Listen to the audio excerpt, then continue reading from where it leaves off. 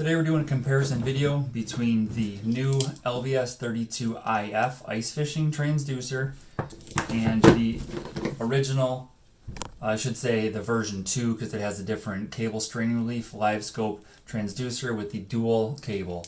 So the new one is a single cable, round, and the original is a dual, kind of a dual smaller, so it's kind of a flat, oval situation.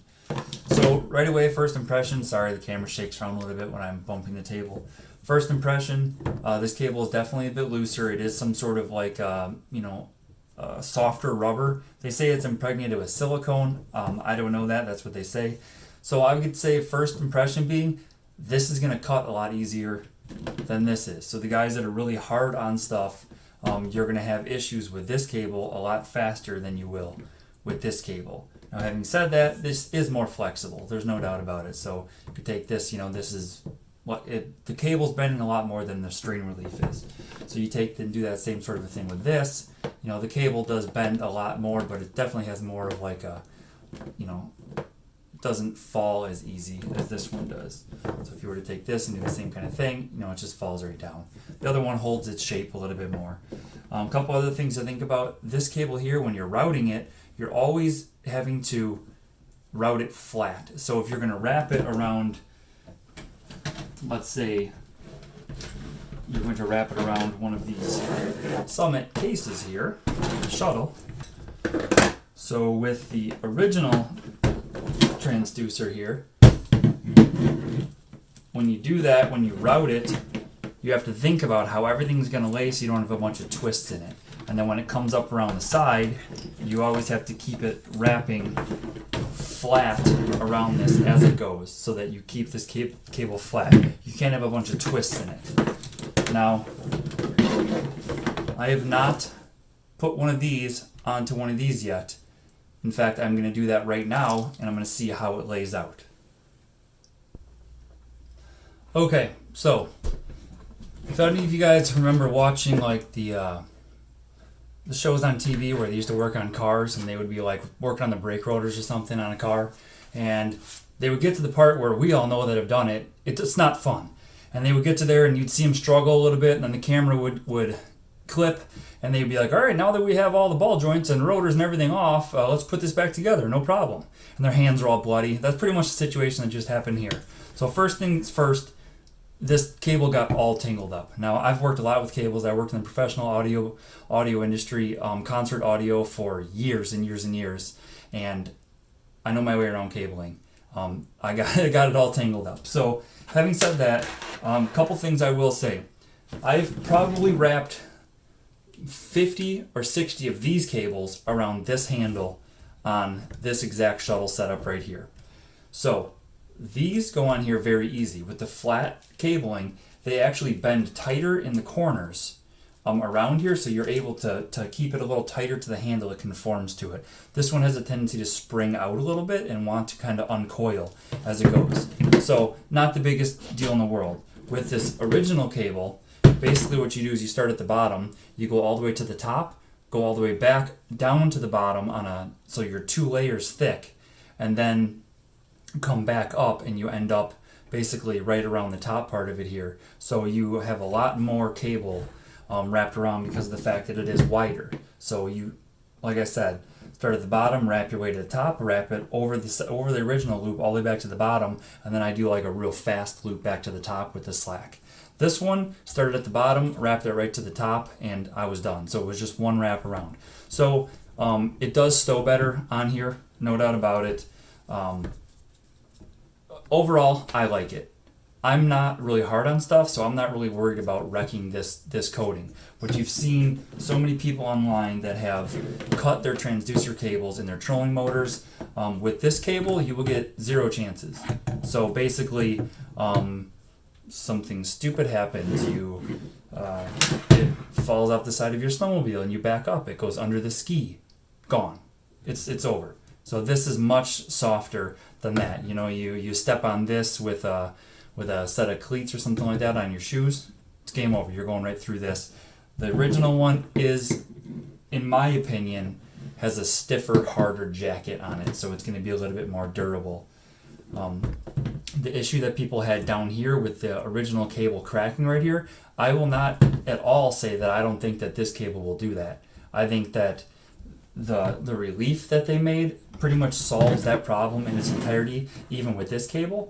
I have the original, very first Livescope transducers that came out, pre-ordered 3 months before the first one shipped. I have never had a single problem with mine because I always keep my cable held close to it with the D-ring on my summit pole. So I never have a problem. I'm not dragging it around with the cable completely unsupported and a bunch of weight on there and a bunch of ice and everything else jammed up on it. I always have it supported. Even on the boat, everything's supported because there's no need to have a bunch of extra strain on it.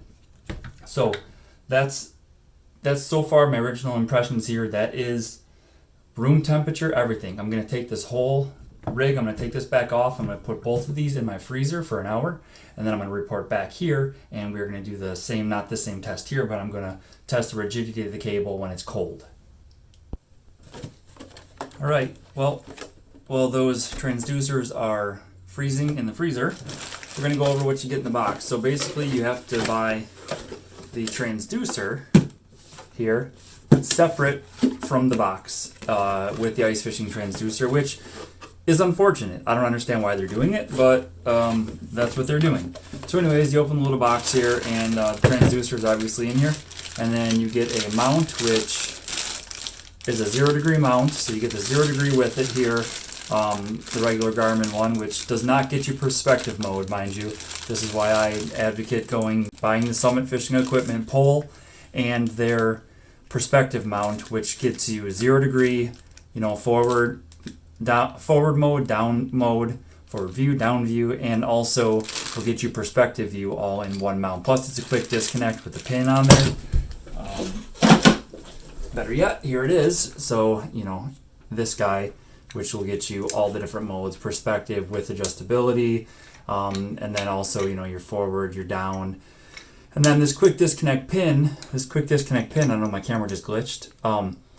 Basically, this goes on the pole, and then when you are ready to take it off for the end of the day, you just pop that out, pull it right off, the transducer stays on, put it right in the side pocket of the bag, done deal.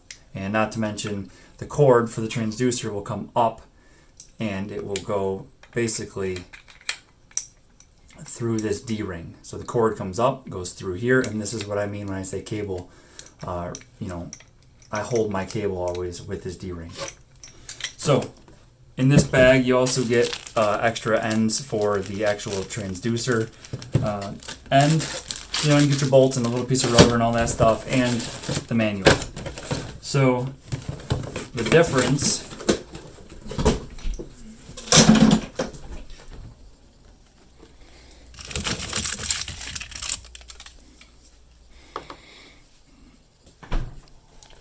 Alright, I feel pretty stiff. Alright, it's been an hour since I put these last in the freezer.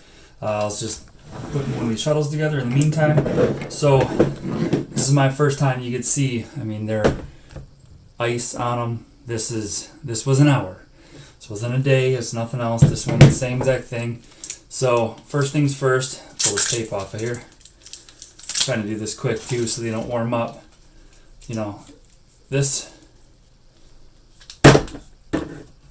That's pretty stiff. This is what we're used to. It's not definitely stiffer. Now this is the one that I'm interested in because I know about that one.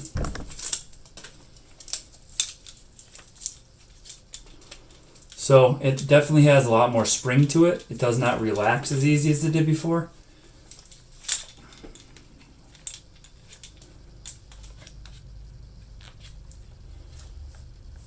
It's not bad. It is not bad. It's definitely workable. It just has a bit more of almost like plastic tube instead of like the rubber to it. It's definitely a bit firmer to the touch. It's thawing out rapidly here, but all in all, for the test, I'd say pretty good. Garmin's good. That's what they do. They design stuff to work, and I would say that this cable is more flexible in the cold than this one is. Now, having said that, this one is melted off very quickly too. I have no problems with either one of them at all.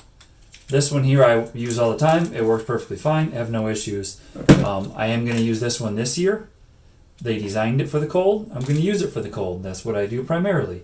So, all in all, I hope this video helped you guys out. Kind of make an informative decision about what you have. Now, having said that, if you already have this, don't go selling this to buy this. You're not doing anything different. If you're buying one brand new and you ice fish a lot, sure, go with this one. If you have this one, that works perfect too. There's not really much of a difference. I do like the round cord, but again, we know this one is durable. I don't know so much about this one, so we will have to see how that goes all in all. But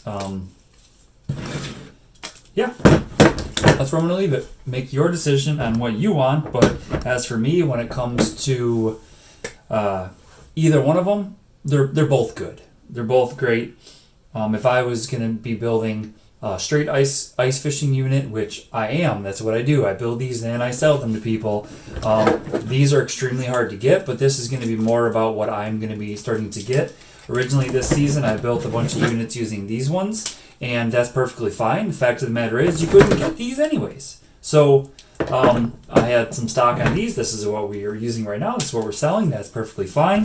And we're going to try to get some more of these in stock. So that's where we're going to leave it. So thanks for watching, subscribe, all that fun stuff, and we'll see you on the next one.